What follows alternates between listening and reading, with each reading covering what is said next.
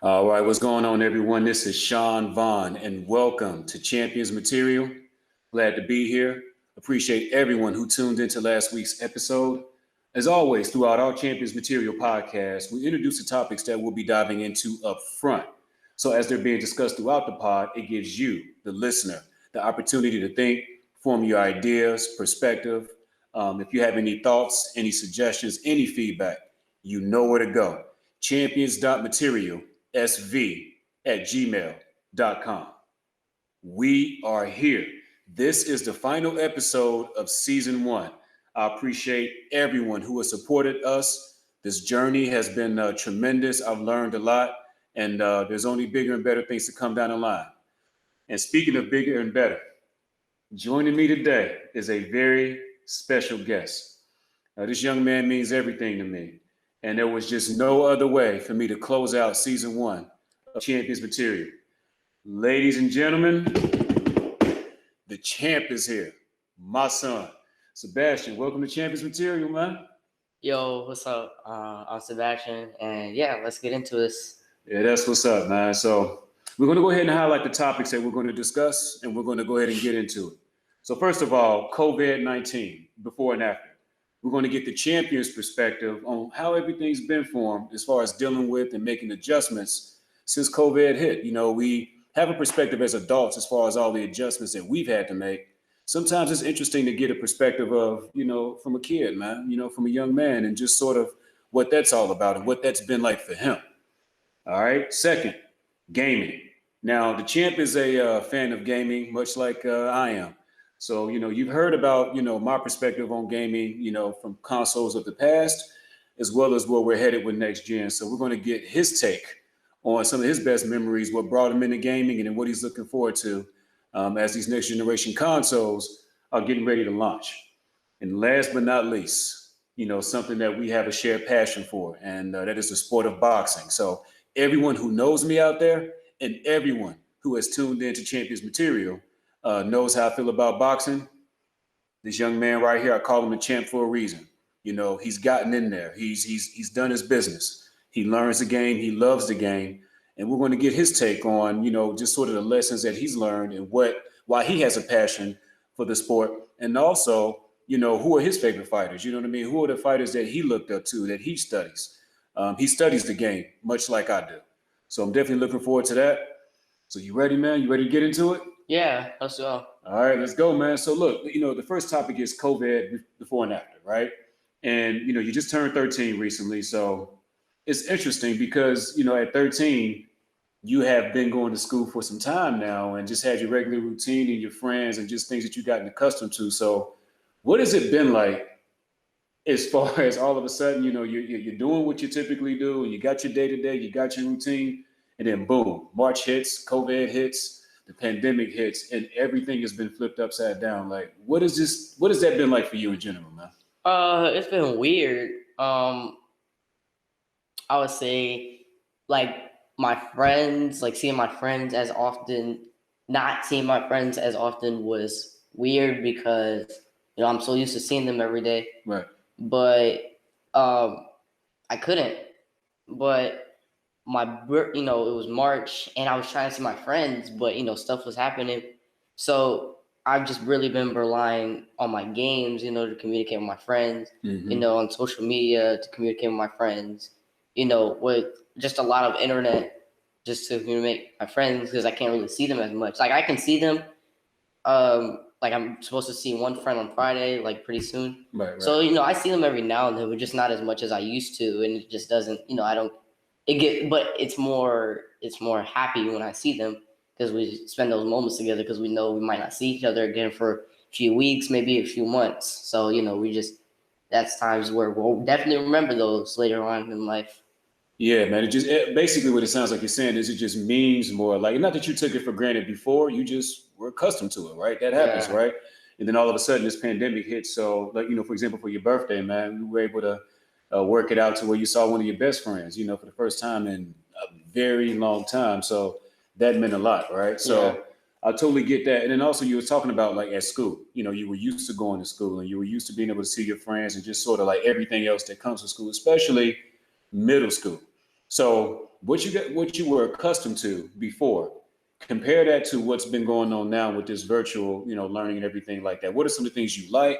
What are some of the things you don't necessarily like? What do you miss? Like, how's that for you? I'll start off with the things that I like about this online school. I don't have to see the people that I don't like, to be totally honest. Hey, I hear you. But Okay. and I don't have to eat the school lunch. So Goodness. yeah, Not a big fan of that hot lunch, yeah, huh? no, yeah, no, it does not taste good. But the things that I don't like is the work, because I just think that we get a lot of work, especially seeing as I have 6 classes Hmm. and I like have to do all of them. But ooh, I forgot one thing. So they gave us Wellness Wednesday. You know about Wellness Wednesday, Right, but right, for right. everybody else, it's basically a day for us to de-stress and for a day to ourselves. I can't really take that day the way I'm supposed to because I have to do work that day just to stay on top of stuff. There And you go. I don't think teachers understand that that day is for us students to relax. But they pile work on Tuesday for us to do on Wednesday. That's due on Thursday. So I'm like, well, I'm not going to get these done because I want to relax. But I mean, it's all right though. I'll just see what I can do, make my way through until we go back to school on safe conditions. Right. But yeah, I mean, it's all right. I don't enjoy it. I never enjoyed middle school in general, but I don't really like this online thing. I prefer, and overall, I prefer in the school, but this online thing will work. Gotcha. So basically, you're making it work, Yeah. but when and if, and that was a key word that you had just mentioned a minute ago. When it's safe, you know what I mean, to return, that would be like you would prefer, obviously, what you became accustomed to versus the virtual. But let me ask you this: how is it going to feel? Like, say, for example, all of a sudden, the news, we see on the news, okay, well, we have a vaccine. Okay, it looks like we've beaten this thing, and it's safe to go back. Like, okay, you can hear that, but there's a difference between like what you hear and how you feeling. Yeah, You that's know what I gonna mean? Like the feel new normal. yeah, Yeah, you know what I mean? that's gonna feel weird because especially those anti-vax people, like, and I know some of my friends have those parents. So if they're not taking the vaccine, and there's a good enough of them that aren't taking the vaccine, and they get this COVID, then it's not really going to matter that we have a vaccine because the vaccine doesn't like stop you from getting the virus. Right. You get the virus, it just fights it off better. But I think if they can genuinely say for a fact that America no longer has COVID-19, I can feel normal. But it's gonna feel weird because we've been here for a while. Like we've been here Right. since March. So coming back, I was like, well, why are we not at the house? What are we doing? Right. So Right. Yeah. Yeah. yeah, so it's gonna be weird going back to school. Being able to go out more often, being able to go places because I really miss the arcades. But it's gonna be weird going back because I'm like, oh, I don't really want to touch that. But I have to remember COVID is gone though. So, but it's gonna be weird though. But once I get back into it, I can move on with my life. Absolutely. I hear you, man. I just wanted to, and thanks for sharing that because again, as adults, we've had to make a lot of adjustments since this has happened. And everyone, for all the listeners out there, everyone has had to deal with this differently depending on the effect that this has had on you. But to some degree, this pandemic has affected each and every one of us. We're talking adults and kids. And I just feel like sometimes, as adults, and I've been as guilty of this as anyone, you get caught up in the things that you have to adjust and do for yourself and for your children if you have those or other family members or people that you take care of from your perspective. And sometimes you have to balance that, but it's also important to make sure that you understand like these are still kids that ultimately, like, as far as us adjusting to it, at least we should be fully formed adults where it's like, okay, this is what's going on, I need to adjust. But asking kids to do that and also having a healthy understanding of what they're going through matters as well. So again, we all have to adjust, and I'm glad the champion was able to give us his take on that. Um, but we know why we're really here. These next two topics. Let's just keep it real. Right? Yeah, You know what I mean? yeah. So gaming. I had mentioned at the top that and this young man is a gamer. Ironically, and I love this. For the camera out there. This was his choice to pull Super Street Fighter 4 on the PlayStation 3 and bring that out on a previous episode of Champions Material. it meant a lot to me that he on the previous episode of Champions Material, I talked about Street Fighter II, hyper fighting, way back in the day on the Sega Genesis, as the game that grabbed me, where from that point on, I knew in some way, shape, or form, I was going to be a gamer as long as there were games from different genres that were done right. It's interesting that the champion chose to showcase this game for our episode, the final episode for this season. And we can't even get into everything else without telling the story behind this game and why this game made you a gamer. Let the people know, man. So I was 3 years old at the time. I watched my dad. My dad played this game, and his best character was Dudley. He was going around dominating with Dudley. So I decided, let me give it a try, but I don't want to only pick Dudley. So I decided to try a character. His name is Abel. So the first time I played the game, I was new to the game, and this is a very technical game, so I wasn't the best at it at the time. But I decided to keep going because there was something about it where it was like you lost, but you knew you could win, so you played again, and you just kept going until you won. Yeah. I hated Seth because he had Daltium's arms, but he had Gao's Sonic Boom, and then he had the Shoryuken, so he was so good. But I learned to beat him, and then I think I was 4 at the time. Is when I hit my first critical art. I was using Dudley actually, and I was playing against a Akuma, and it was crazy because I wasn't even trying to do it. Actually, I don't know what I was trying to do, but I was trying to do something, and I just heard try and counter this, and I was like, "Whoa, I did it!" And I did the corkscrew cross with Dudley, and the picture is upstairs in your room. It is. I did his animation when he would do the corkscrew cross. He would cross his arms, and I did the same thing. And I just stood there because I was thinking in my head like I'm the best player in the world. But yeah, it was just an amazing moment. And ever since then, I was like, nah, I'm gonna keep playing these games, until gaming dies out, which will never happen. I'm gonna keep playing these games, and I'm gonna keep loving games. So yeah, that's the original story of how I became, into the gaming realm. Absolutely, man. It's crazy. And it cannot be overlooked that he was 3, 4, 5 doing this, right? It's just certain things that are instinctual. Like, it's certain things you just can't be taught. You know what I mean? It's one thing to have a passion for it. It's another thing to just kind of understand like what you're playing, what you're doing, and like figuring out and sticking with it. Like you said, okay, even if I was taking losses early, and it's a good life lesson too. I'm glad you pointed that out when you was telling the story. When it comes to gaming, just like when it comes to life, we talked about this previously.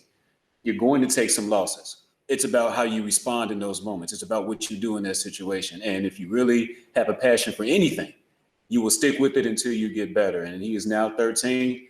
And let's just say that at this point, he gives me a run for my money anytime we play now Street Fighter V. So,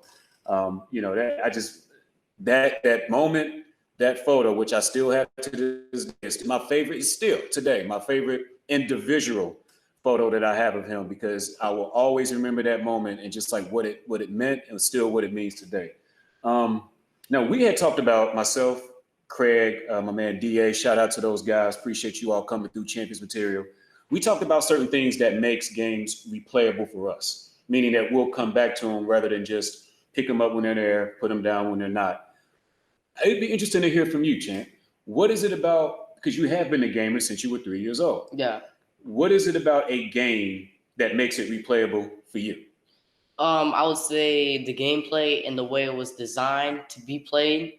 I will say I still go back and play this game all the time. My best character is a Khan. I think it's the fact that you can go back anytime and try your best and still lose. Like, this game will really make you try, even if you're going up against the bot. I mean, they still have tournaments for it, and Street Fighter V is out. I mean, we're going into 2021 with the PS5 coming out, and I doubt that they're not coming out with Street Fighter 6 in the next couple of years. I think 2021, just because of Oro coming out in August, but we're not going to get into that right now. But I just think the gameplay and the way it was made is what makes it a replayable. I would say my number one replayable is Borderlands 2. I'm a big Borderlands fan. I played all three. Borderlands 2 just had an amazing story.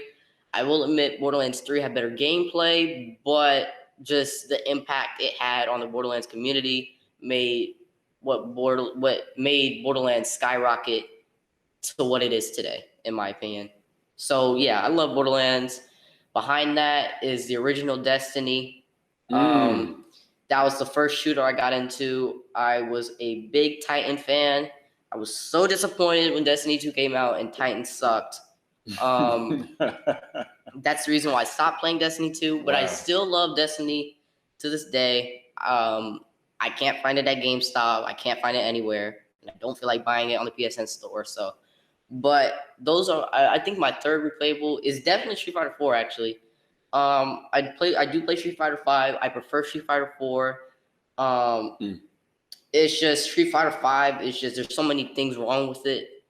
It's a great game. It's still a great game, but I just think there's so many things that like could be fixed when it comes to the frames and like the builds on characters, like how OP some are. Like E Honda and his recovery, he's so fast and strong, but he can recover so fast.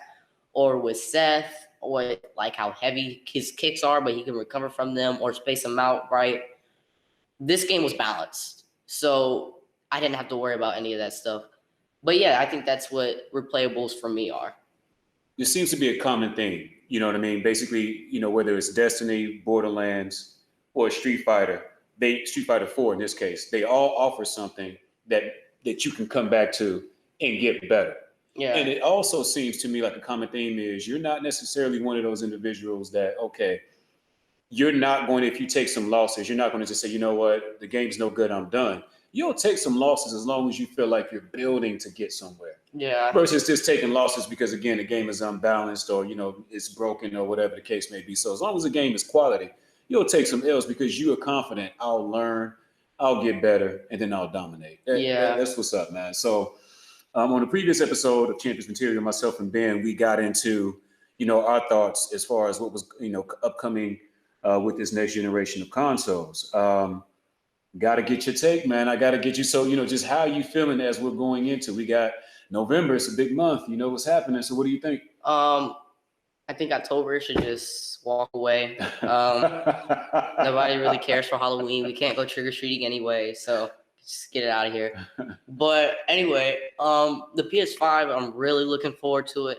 I really, really, really, really liked Call of Duty Cold War. The body shield, that was crazy. I think I lost my mind when I was watching it. The Final Fantasy trailer, I do know my brain walked out the door when we saw that. It was crazy. When it said Final Fantasy, I did not know what to do. I love Final Fantasy. It's a really good game. I wish I was born earlier so I could play all of them. But the third game I would say is Deathloop. I played the original Deathloop and I liked it. The way they made it is really cool. Like you die and you respawn, but the character knows they respawn because they're in this infinite loop, which is really cool. Right, yeah. I do hope that they make this one multiplayer because I can play with my friends and we can just mess around and do stupid stuff.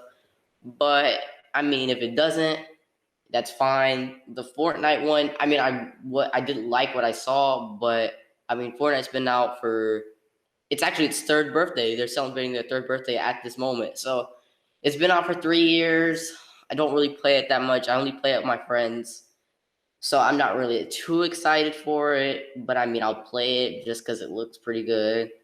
But I'm really excited for Call of Duty Cold War and really, really, really, really excited for Horizon Zero Dawn Westworld. That's my best game right now.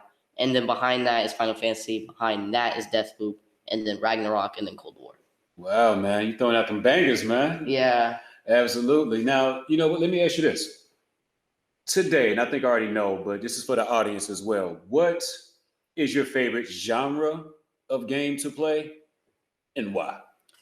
Okay, well, that depends. If you're saying I'm playing with my friends, That's a good point. I'm playing shooters. Okay. because there's just so many funny things we can do, and it's just so much stuff that we can do. Now, if you're talking about offline fighting games, fighting games are like they mean a lot to me. Obviously, my favorite fighting game is Street Fighter 4. My favorite crossover is Capcom versus Marvel versus Capcom 2. Ooh, okay, so that was a joint that had all of them. It was like Yeah. 56 characters. Exactly. Okay, yeah. And the only reason why I don't say 3, Phoenix was too overpowered. When you made level 5 and she died, she came back as Dark Phoenix, and she would just beep beep beep, and you're dead. Yeah. So it wasn't really as fun because everybody would just play Phoenix. Right. But Marvel vs. Capcom 2 was balanced, and I liked it. So it just depends. Right now at this moment, I play Brawlhalla. I've really been getting into Brawlhalla just because there's not really a bunch of good games coming out because all the devs are working on with PS5 kits, so they're not really focusing on Street Fighter. I mean, they're throwing out updates, but it's not really stuff that you really care for. I'm just playing a bunch of Brawlhalla. The new season came out, and I'm really liking it. I play it with my friend. So that's what I'm playing right now, and I'm just waiting till the PS5 to see, the amazing games, Miles Morales, Westworld, Ragnarok. I'm just looking forward to all the games. Absolutely, man. I hear you. Now, you talked about Street Fighter 4 probably being your favorite fighter, right? Yeah. Got to put you on the spot. We do this on Champions Material, man. We got to be ready, you know what I mean, to get in there when we got to. If you could only pick, as far as what you've played up to this point, one shooter, Okay. whether it's third person or first person, Okay. any one of them, which one would you pick and why? One shooter. One. Okay. So if this game had a lot more players than it does right now, definitely Uncharted 4. Ooh. Definitely Uncharted 4. That game was amazing. I love the multiplayer. I love the story. I love the survival. Everything about it was amazing. It had a few bugs, but the bugs were cool. Yeah. Everything about it was just amazing. And yeah, Uncharted 4. That's crazy. And the interesting thing about that is, when if you mention a shooter, that is not, because Uncharted is more about the action platform or open world, right? To a degree. Now, obviously, the multiplayer is where you're really going to get the shooter element. So what was it about that you really liked? Because, of course, again, when people mention shooters, or if I bring that question up or raise that question to others, that is not going to be the first choice that I would, hear pretty often. But for you, it really stood out. Why? Because it was a third-person shooter with Uncharted-style things. You could grapple around with his grapple. You could climb. You could do all these Nathan Drake type things, customizing any character that they had. Yeah, okay. And you could look cool while doing it. So it was like I don't know, it was just so amazing. I am sad they're probably not making another one. But if they did, I would pre-order it. The best edition you can get, the $100 collection edition, plus a bunch of random stuff that I don't even need. Just cause, yeah. But yeah, Uncharted 4, if it was one shooter, definitely, without question. Absolutely, man. I hear you. You know what I mean? Not the first thing I'd have thought of, but you get no argument from me. So, your dad. And, when you talk about what's the one thing that would define your dad? Boxing, right? Just full disclosure, just to kind of break away from like the general flow that we have. Boxing came into my life at an early age, I would say around 11 to 12. The first fighter I ever saw that made me stop and really pay attention was, to me, the greatest pound for pound fighter who ever lived, and that would be Sugar Ray Robinson. And one of the main reasons why I really, really vibed with him was because he wasn't a heavyweight. Back when I was a kid, Tyson was dominating. Evander Holyfield was doing his thing. Riddick Bowe, Lennox Lewis, like the heavyweights is really what carried the sport for the most part. And I didn't necessarily identify with them when I'm 5'4" and 110 pounds soaking wet before I'm a teenager, right? Sugar Ray Robinson, the movement, the speed, the style, the ability to think and adjust on the fly. I could relate to his size. I can relate to him as a welterweight first, and then a middleweight secondly. And I said, okay, this is not basketball where I'm not tall enough. This is not football where I'm not big enough. This is something where I'll determine how good I can be. And once I realized I had a chin, I said, okay, that answer is, or that question's been answered. Now I have to learn how to hit and not be hit. So boxing is the reason why I primarily will always put that first and foremost individually as far as, applying it to other areas of life is because it's going to teach you life lessons. It's going to teach you how to, take, some adversity and how to come back, how to adjust when something's not working and come back. So that boxing has always been and always will be my first love. I led this season with that. I led this show with that purposefully because I wanted to, I wanted the audience out there to know exactly, if I wanted you all to get to know me, particularly on the first episode, if you were going to get to know me, boxing, that's where it starts. And the champion here, again, I call him a champion for a reason. He has watched his dad fight, spar, still train to this day. He's seen it all. And you know what I mean, developed a love for it, man. So, beyond me, this was something that, for you decided that, okay, I like boxing. And, you finally got down to the gym and, got into it. Coach Massey, shout out to Inner City Boxing. That's what they do, man. They give you an opportunity to be better if you want willing to put in the work. You put in hard work, the slogan is iron sharpens iron. You put in the work, they'll take care of the rest.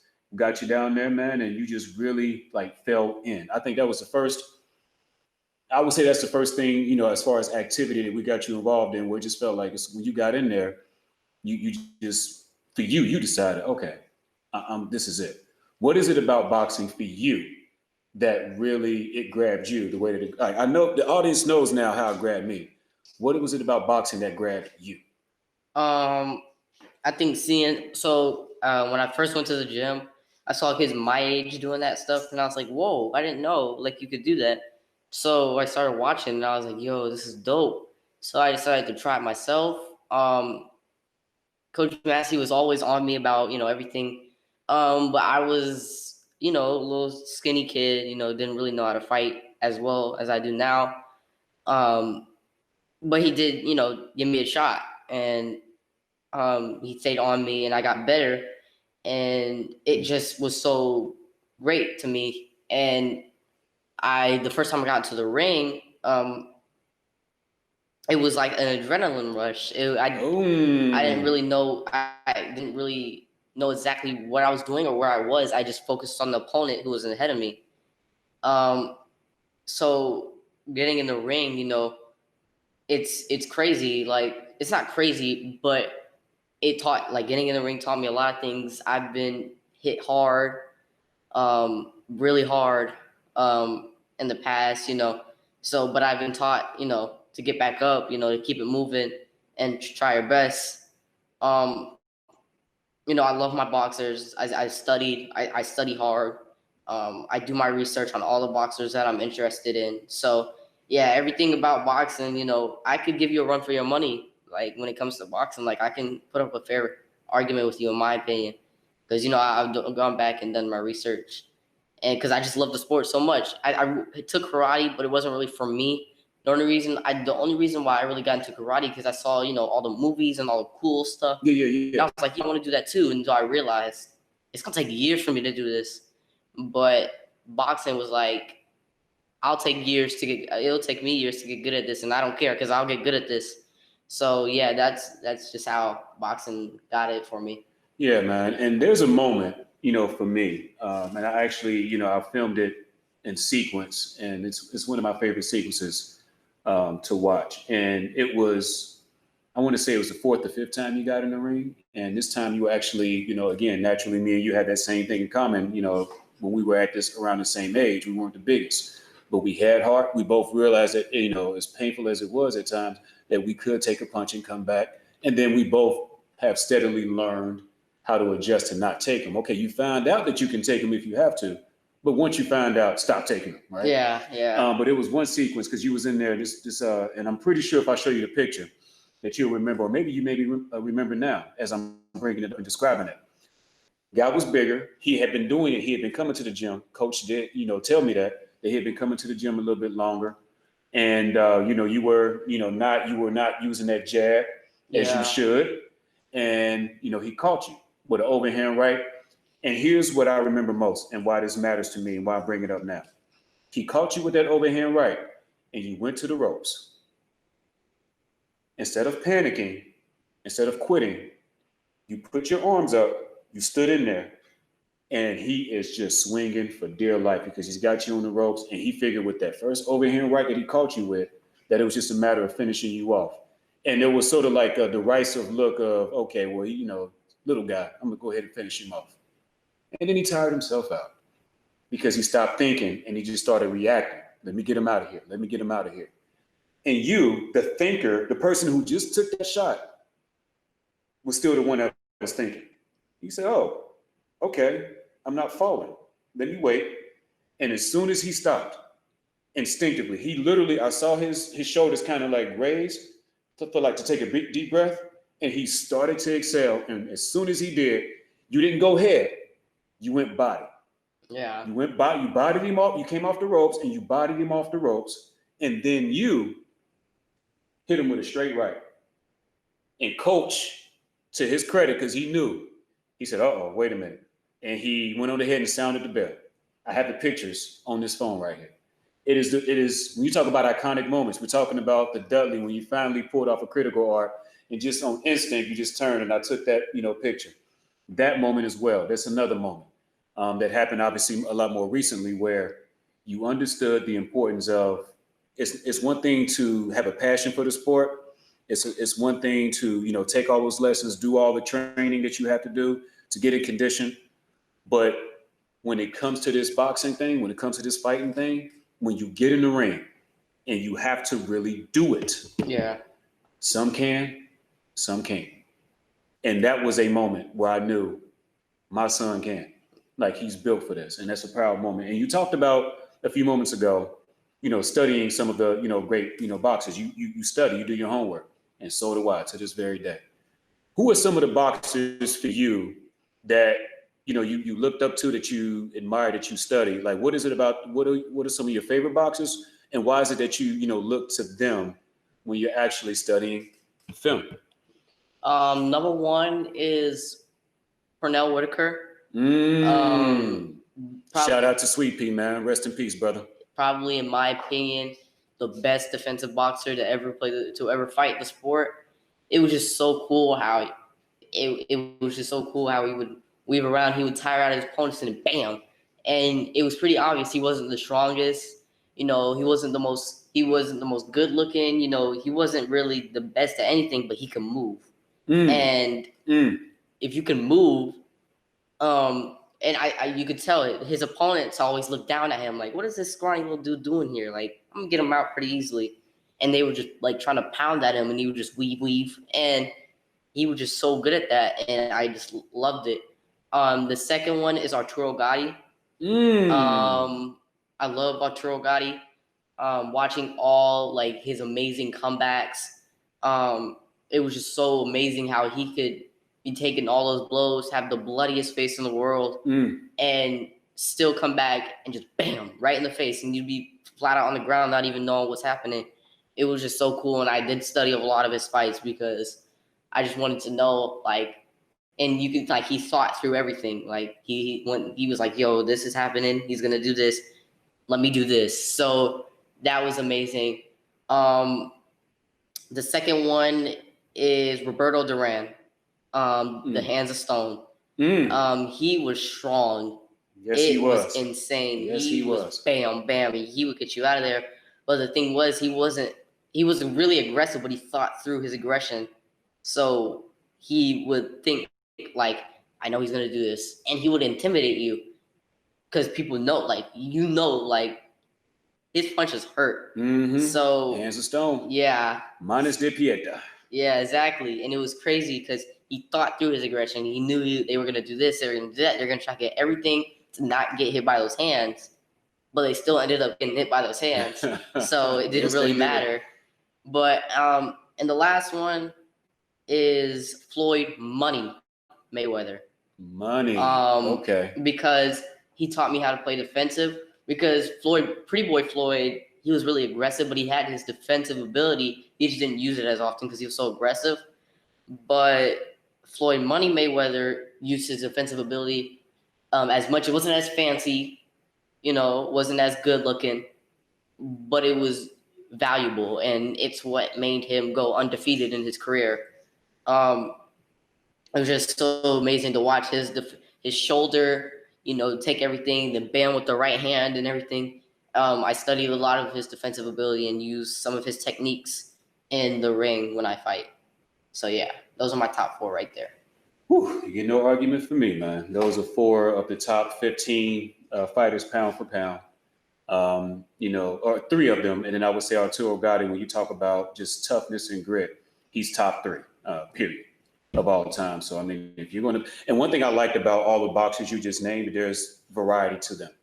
There's something that you can take from every last one of them. Pernell Whitaker with the, ability to be elusive while not necessarily moving as much. He could stand in front of you and make you miss. You talk about Arturo Gatti. I can take what you got. Now your turn. Can you take what I got? It's that toughness that you have to have, and you don't want to be over reliant on it. But it's important as a boxer, as a fighter, and just as a man and or a woman who chooses to do this. It's important to know if I have to, I can. Right? So yeah, some good choices there, man. And I think and hands of stone. Let's not even go there with him. I think he's the best lightweight, not necessarily welterweight, but the best lightweight we've ever had in the sport. So yeah, man, just some great choices. Floyd Money Mayweather, great defensive fighter, very tactical. And again, when you talk about, hit without being hit, and to be able to, maintain and to have all your faculties, retain all of that, to walk away from the sport literally on top, undefeated with your mental faculties and with your finances. Love him or hate him, he mastered that part of the game more than just about anyone, in my opinion. So yeah, you want to, emulate and study for boxers. Those are 4 to do it, man. So, on that note, I want to thank my son. I want to thank you, champion, for coming through Champions Material. This was the only way to close out season 1 of Champions Material, man. We talked about this a long time ago, and a major part of my passion for Champions Material or anything that I do is you, and it's your sister, Queen Jasmine, aka QJ. My thanks to you for the audience. Thanks to you, the audience out there, for taking the time to listen and tune in and provide feedback throughout the season. That helped in more ways, more than you can ever know. When there were times where I wasn't quite sure of, where I was going with this and how it's being received, it would always be that timely text message. It would always be that timely email. It would always be that timely correspondence to remind me, hey, you got this. Like, you're doing great work. I'm making time. That's the reason why I make time for it. And that has been tremendous. I've learned a lot. I've grown a lot. And there's definitely more to come. We approached this season with the idea of taking different topics, learning, growing, and hopefully, giving you all, the audience, something positive to take with you. And before we get out of here, man, I just wanted to also mention this. This is just the start, and everything that I'm doing is trying to set an example for you to say, okay, you do it with gaming, you've done it with boxing, you've done it in other areas too that we didn't necessarily get into today. But I will say this: when you choose to lock in and focus, you're as good as it gets. And I've always been proud of you. The transition from me being the man that I was back in the day, and I was far from perfect back in the day, but the transition from me being the man I was back in the day to the man I am today started with you. When you came into my life, game over. It was time for me to step my game up. It was time for me to mature in a way that I hadn't previously done so. And I can only hope that, I'm not perfect, but I can only hope that as your dad, that I've provided, you with a blueprint or example of, as I'm coming up and as I become an adult, I can look to that man, and I'm gonna still be my own man. I'm growing to be my own man, but I can look to that man as far as like just ways I want to move and operate out here. So hopefully I've been able to do that for you. Yeah, you have. Yeah, no doubt, man. So as always, shoot any feedback that you have over to champions.material SV at gmail.com.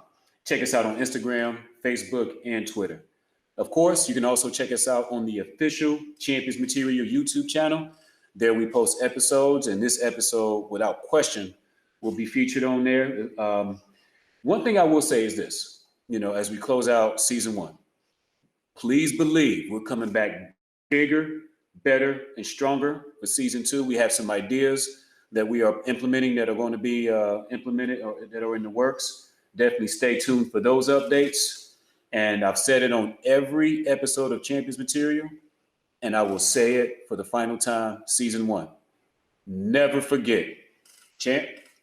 Whoever you want to be and whatever you want to be, always be the champion of it. That's Champions Material. You heard it from a champion. That's a champion talking Champions Material. Enough said. Everyone, be safe out there. Stay tuned. Again, we're going to have updates for season 2 down the line. But for now, we're done.